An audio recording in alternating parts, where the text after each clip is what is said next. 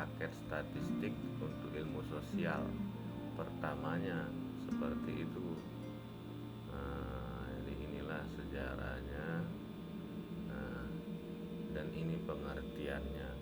Jadi SPSS itu adalah sebuah program untuk memudahkan statistik.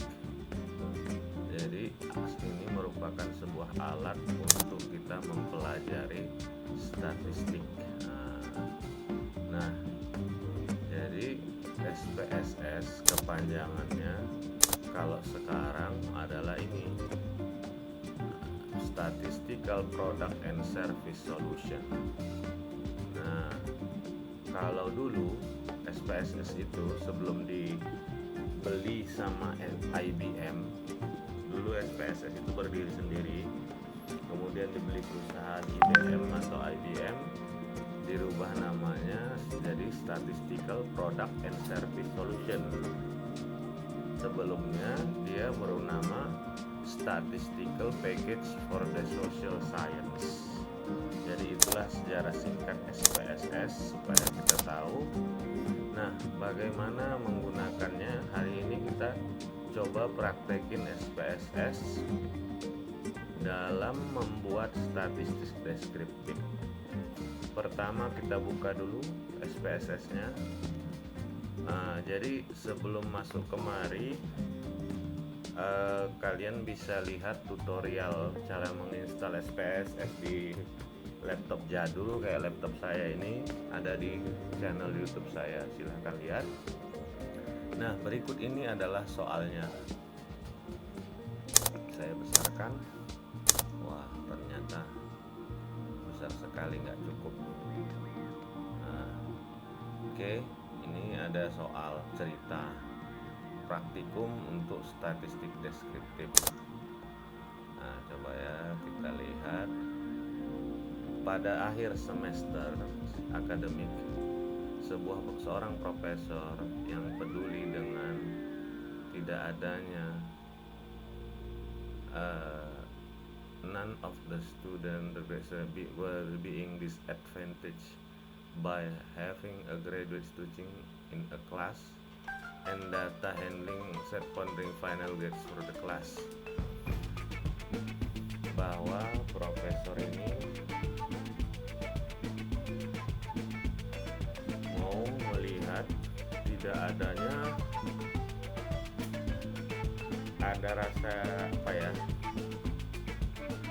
tidak adanya manfaat.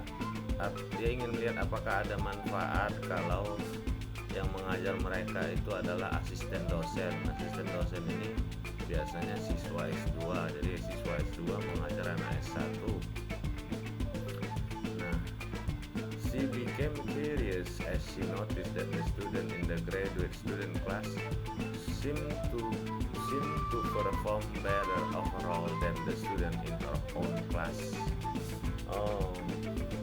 Jadi bukan mengajar, jadi dia membuat dua kelompok di kelas, satu anak S1, satu anak S2. Nah, dia melihat anak S2 lebih bagus kinerjanya di kelas dibanding anak S1. Being a good researcher, karena dia seorang peneliti, dia tidak ingin tergantung pada penglihatan saja untuk menarik kesimpulan. Jadi dia she set out to test empirically, tapi dia membuat uji empiris apakah ada perbedaan antara kinerja mahasiswa di kelasnya dibanding dengan mahasiswa anak S2. Jadi ini banding dengan S1. Profesor menghitung data pada tabel 2 di bawah. Dia merepresentasikan nilai akhir untuk kedua kelasnya. Oh, jadi begini, bukan ini ceritanya ini seperti ini. Jadi Pak Profesor, Ibu Profesor ngisi karena dia pakai kata si. Oke. Jadi Bu Profesor membuat ini Prof. Dia bikin dua kelas. Katakanlah kelas A ini S1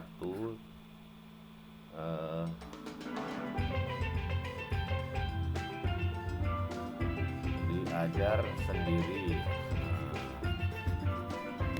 Ada juga kelas B sama-sama S1 tapi diajar anak S2. Nah, dia ingin bandingkan setelah ujian, inilah nilai final kelas A, inilah nilai kelas B. Ini A. Jadi dia bandingkan ini dengan ini, apakah ada beda? Oke. Nah, kita lanjutkan lagi.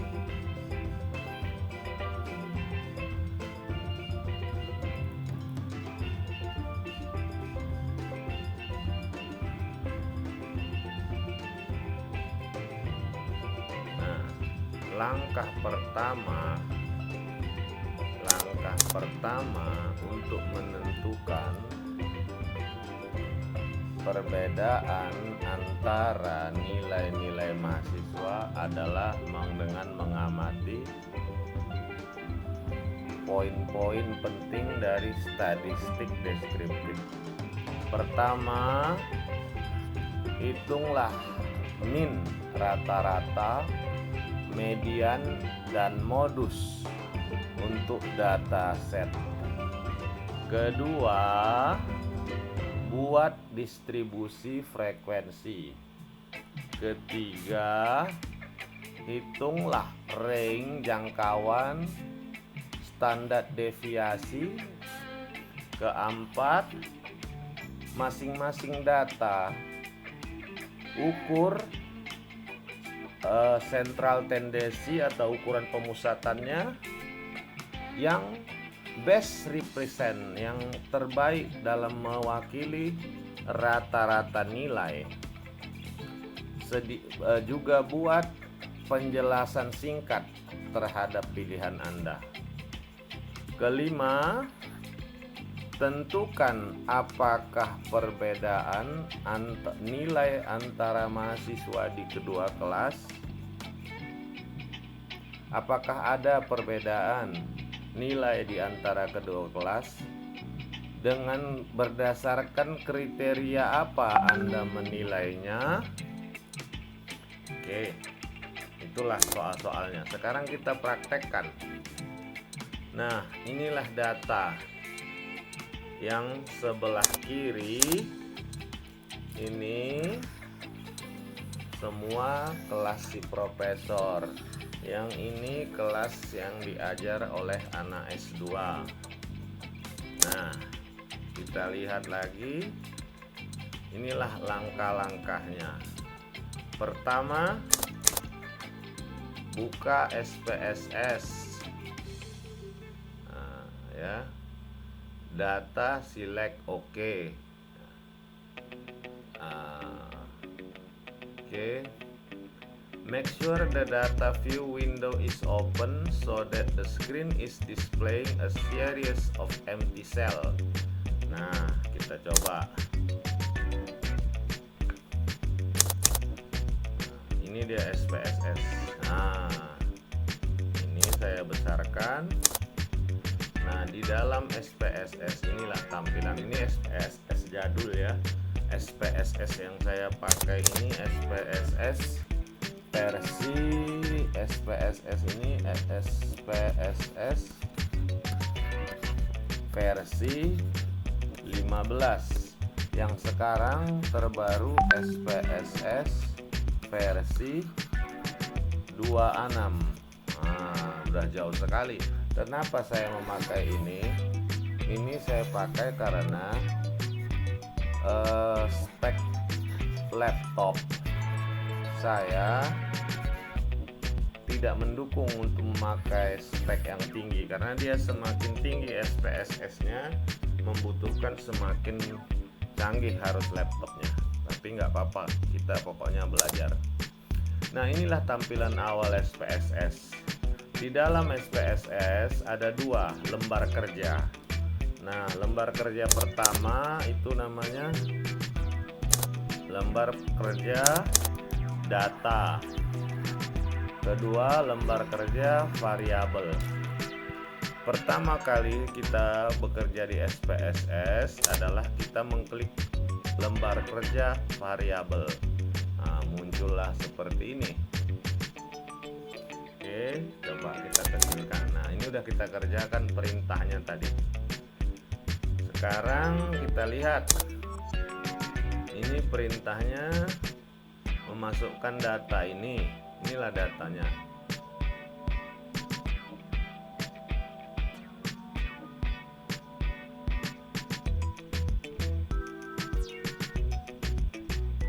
Jadi kita di bulangnya membutuhkan 44 baris dan 2 kolom.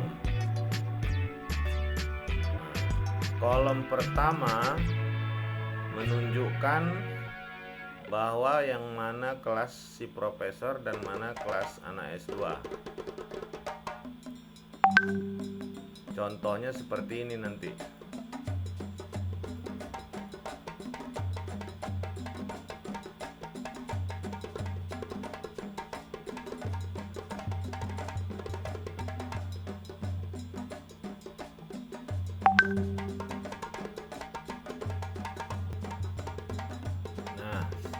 Kita lihat sekarang, inilah nanti tampilannya. Jadi kita coba buka di sini. Nah, saya besarkan.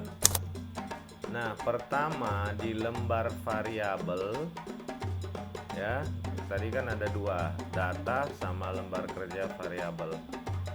Kita harus membuat pertama itu kelas. Nah, baru apa satu lagi kita coba, saya lupa, kita tengok di sini grade atau nilai. Nah, kita besarkan, kita bikin grade. Nah, dia karena nilainya dia tidak ada bentuk desimal, nah kita rubah di SPSS. Kita rubah desimalnya tidak ada, bikin 0. Nah, sekarang kita buka lembar data. Nah, inilah dia yang tadi. Nah, kita disuruh ada 44 orang, masing-masing 22 di setiap kelas. Nah, kelas profesor diberi angka 1.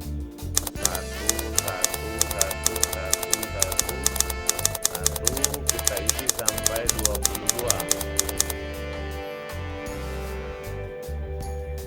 ya. 1 oh, sudah 23. 2 ini kelas mahasiswa S2. Ini kita lihat.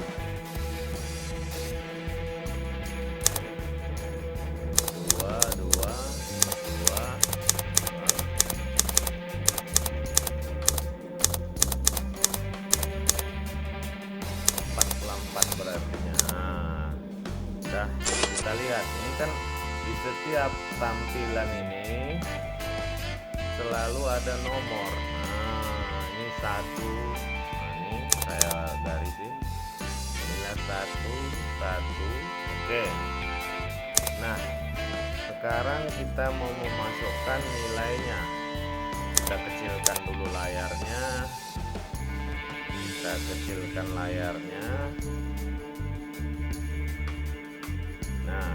sekarang kan ini data, kan susah kita melihatnya seperti ini. Kita kecilkan aja seperti ini. Nah, lihat kanan atas, kecilkan. Oke, kita dia sudah jadi kecil. Nah, SPSS juga kita kecilkan. Kita buat dia menjadi dua tampilan layar bersamaan. Ini triknya kalau kita menginput data. Jadi kita nggak pusing bolak-balik ini, karena ini kita geser lagi supaya bisa dapat. Oke, kita mulai. 49 51 enter, 56 enter, 59 enter, 91 63 56 10 43 47 52 55 54 55 58 92 55 55 53 51 56 49. Nah, kita lihat. Nah, dia sudah pas di ke-22. Berarti kita udah benar memasukkannya. Oke. Nah, sekarang kita buka yang kelas anak S2. Nah, ini tentunya kita geser. Nah, ini kita geser lagi. Kita coba. Ya, kita masukkan sekarang. Nah, ini 59 enter, 45 enter, 51 53 57 56 57 55 49 49 74 59 59 71 67 61 56 59 61 61 64 65. Habis. Kita cek apa benar udah 44. Nah, ya benar. Nah,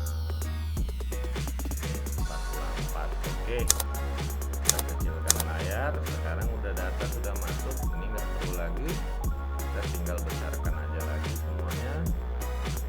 PSS-nya juga mana ini dia, kita besarkan lagi. Nah, inilah tampilannya. Sekarang apa perintah selanjutnya dari buku ini? Nah, udah ini tampilannya udah nampak, udah mirip.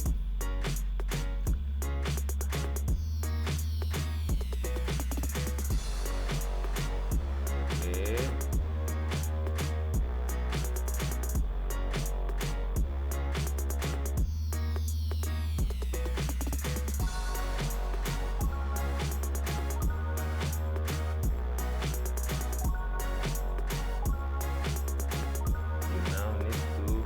The variable.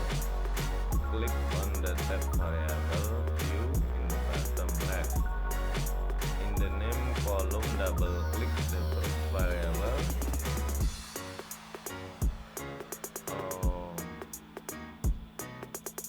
Class.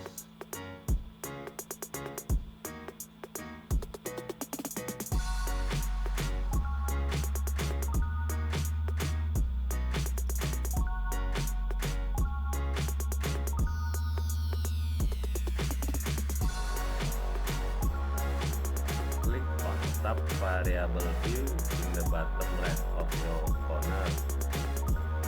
Ini udah kita klik. Baru apalagi katanya, name the column double side, column double click on the first class. Nah, udah kita kerjakan ini. Move along si column here. Move along to the si column ke-7 which is edit values and click the word. The edit box elaborate as I click on this edit label will open.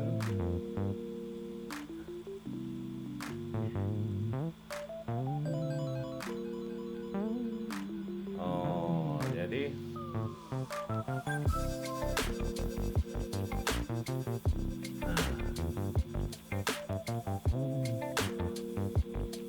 di sini kita kasih nama, saya besarkan supaya nampak.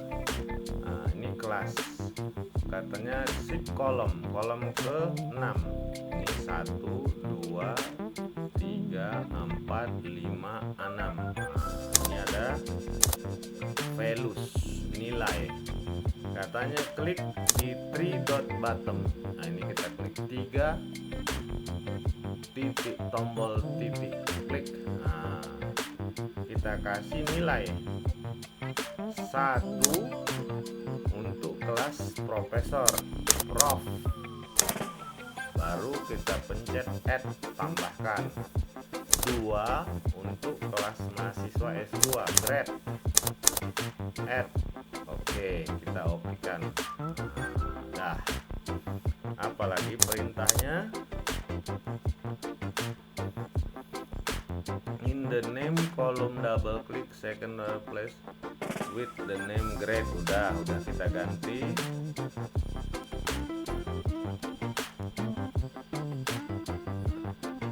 Oke. Nah, you will now make a series of selection. Explore option. First click analyze and then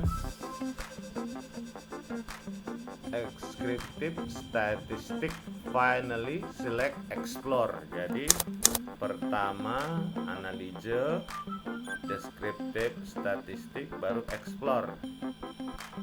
Nah, pilih nama grade dan kemudian pindahkan ke dependent list, kelas ke factor list, plot box, stem and leaf, histogram. Klik continue. Oke, kita praktekkan. Pertama analyze, descriptive, explore, grade ke dependent, kelas ke faktor. Kita kecilkan layarnya. Ini udah kecil kayaknya. Ya. Nah, kita buka sekarang data view. Nah, ini saya besarkan data view. Nah, udah naik ke atas. Analyze, klik. Descriptive statistik, klik. Gak usah diklik, diarahkan aja. Cukup kita klik explore. Nah, ini katanya tadi. Nah, baru tadi grade dimasukkan ke dependent, kelas masukkan ke faktor. Oke, kita kecilkan dulu layar. Kita lihat tadi betul nggak, mau mengecek saja, jangan kita salah. Grade, dependent, terus kelas ke faktor, ya udah betul. Baru plot box, stem leaf and histogram. Deselect berarti jangan dipilih. Nah, oke, kita lihat. Kita besarkan lagi. Plot, ini katanya. Kita klik plot. Nah, jangan dipilih stem leaf and deselect. Deselect, ya.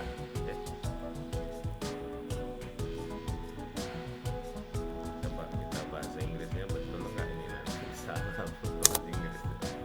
Oke, kita lihat dulu apa tadi katanya.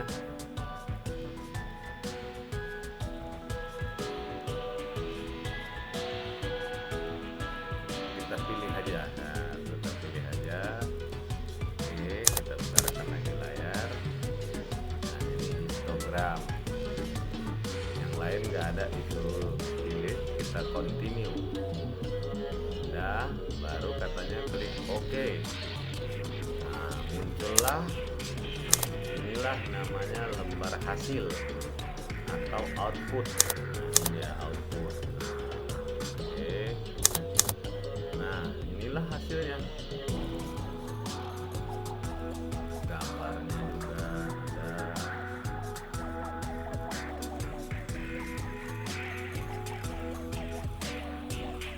Ya, oke. Nah, apa lagi katanya? The window should display. Ya, udah keluar, tadi udah kita periksa. Close down instead of selecting exit menu file when you ask to if you want to save. Nah, jadi nah sekarang soal isilah titik-titik berikut. Pertama, deskriptif statistik, kelas profesor, ini kelas S2. Kita lihat mana deskriptif statistik, kita lihat saja. Nah, ini dia deskriptif kelas profesor. Isilah datanya kemari dengan membuka di lembar output. Ini dia banyak di sini. Nah, tinggal pilih saja, masukkan. Oke. Baru box plot. Ini box plot. Apakah median di kelas profesor? Ingat, ini terbelah dua ya. Nah, ini kelas untuk profesor, yang ini semua untuk kelas profesor, ini untuk kelas mahasiswa S2. Apakah median di tengah-tengah dari block plot? Apakah whisker the same length, kumisnya sama panjang? Apakah ada data outlier, data yang di luar? Nah, ini saya ajarkan. Coba kita lihat. Nah, inilah box plot. Nah, ini box plot bacaannya, saya besarkan. Nah, ini box plot, kita klik. Nah, inilah tampilannya. Nah, ini macam mana caranya? Ini dia, kita lihat. Ini semua kelas profesor. Ini semua kelas S2. Ini kita terlalu besar datanya, kita kecilkan lagi. Gambarnya ini terlalu besar. Coba kita escape dulu. Nah, apa yang dimaksudnya tadi? Nah, kita lihat kalau dia ada gambar bintang-bintang, ada 0, ada yang seperti ini. Nah, kita keluar, kita lihat, buka di Google. Nah, kita cari dia. Sekarang udah zaman gampang. Cara membaca box plot. Nah, kan keluar. Box and whisker. Box plot ini rupanya kepanjangannya box, kotak, whisker, kumis. Ya, itu kalau sehari-hari. Nah, kita lihat bagaimana caranya di sini. Nah, bentuk box dan whisker. Nah, kotak plot katanya gitu. Nah, ini contohnya. Ya, kamu bisa, saya yakin kamu bisa membaca itu dan menjawab semua ini. Nah, terus what do you conclude? Apa kesimpulan kamu tentang distribusi normal dari masing-masing skor di box plot? Ini profesor sudah jawab di sini. Kamu Google aja tadi cara membaca box plot. Apakah interpretasi atau pengertian didukung oleh histogram? Nah, apakah interpretasi atau penerjemahan kita ini didukung dengan gambar histogramnya? Nah, ini kita lihat histogram. Nah, ini dia histogram. Ini histogram untuk mahasiswa S2. Dari mana kita tahu? Ada di bawah ini. Nah, ya kita lihat untuk kelas profesor histogram. Oh, ini untuk kelas profesor. Dari sini kita tahu. Nah, yang ini di bawahnya kelas anak S2. Kalian bacalah apakah gambar ini mendukung kepada normalitas distribusi data masing-masing. Nah, ini kalian googling, kalian cari, kerjakan latihan ini. Nah, sekarang from comparing the mean in the context of standard deviation and looking at the box plot, do you think there is a practical difference in the final grades of the students in the two classes? So you check out the means, rata-rata dan standar deviasinya tadi sudah kita lakukan, dan melihat gambarnya juga, histogramnya, apakah ada perbedaan antara nilai dosen dan nilai anak S2 tersebut. Terangkan jawaban Anda di sini. Ya, itu kalian kerjakan. Nah, selanjutnya lakukan hal yang sama tapi datanya berbeda. Data yang tadi juga saya ganti sedikit. Kalian coba di SPSS. Demikian saja dari saya. Terima kasih.